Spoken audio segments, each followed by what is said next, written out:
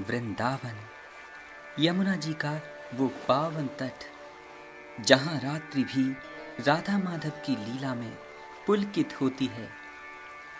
उसी ब्रजभूमि में एक लकड़ी के मंच पर विराजमान थे एक अद्वितीय महायोगी, ब्रह्मज्ञानी, योगियों के सम्राट श्री देवरा बाबा जी। रात्रि का शांत आकाश, चंद्रमा की चांदनी यमुना के जल पर थिरक रही थी। वृंदावन की पावन रज में वो क्षण उतर आया था जब समय भी कुछ पल को थम सा गया। उनके तेजस्वी नेत्र बंद थे, पर जैसे आकाश के पार देख रहे हों। तभी वातावरण में एक दिव्य गंध फैलने लगी।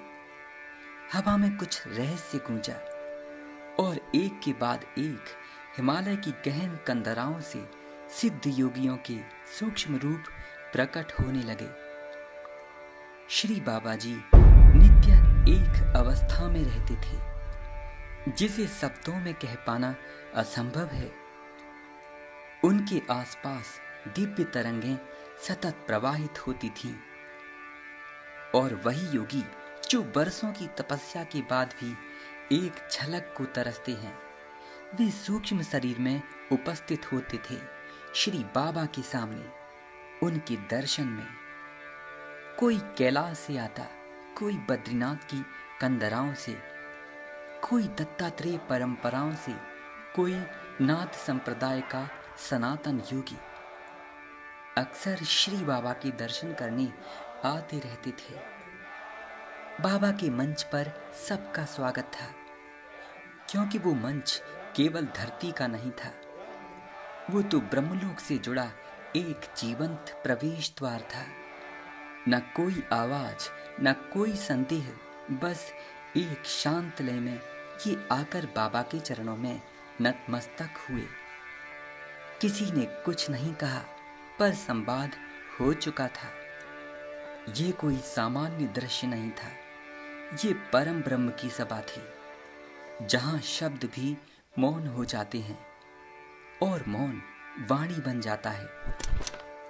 श्री बड़े महाराज जी, जो स्वयं श्री बाबा जी की कृपा से अनुप्राणित थे, उन्होंने भक्तों को ये रहस्यपूर्ण घटना सुनाई कि बाबा जी के मंच पर प्रतिदिन, प्रतिदिन हिमालय से सूक्ष्म शरीर में सिद्ध योगी अक्सर आया करते थे। वे आते, प्रणाम करते और अदृश्य हो जाते थे।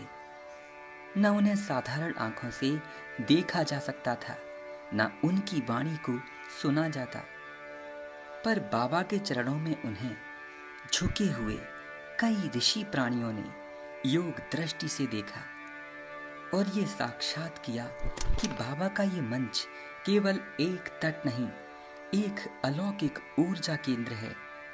श्री बाबा की उपस्थिति केवल भौतिक नहीं थी, वो योगियों के लिए आकाश द्वार थी। वो एक जीवित ध्यान केंद्र थे, जहां सिद्ध ऋषि महायोगी अपने प्रश्नों के उत्तर श्री बाबा से लेने आते थे।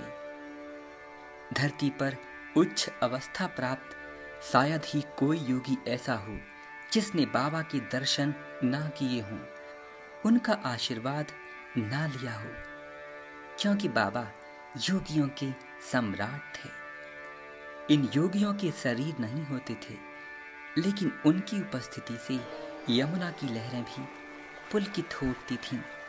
हवा में एक अजीब सी लहर गूंज जाती।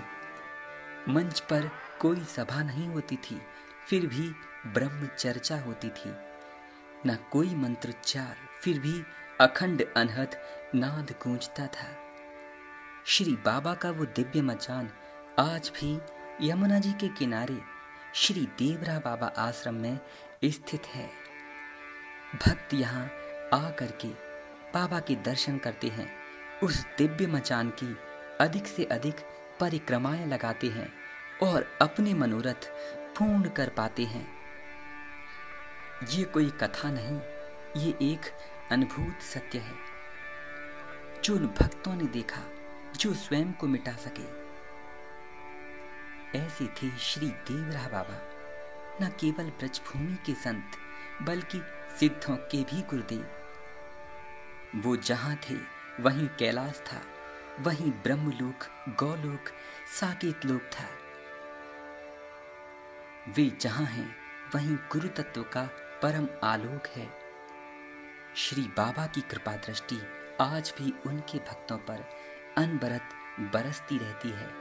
बात है उनके चरणों में शरणागत होने की।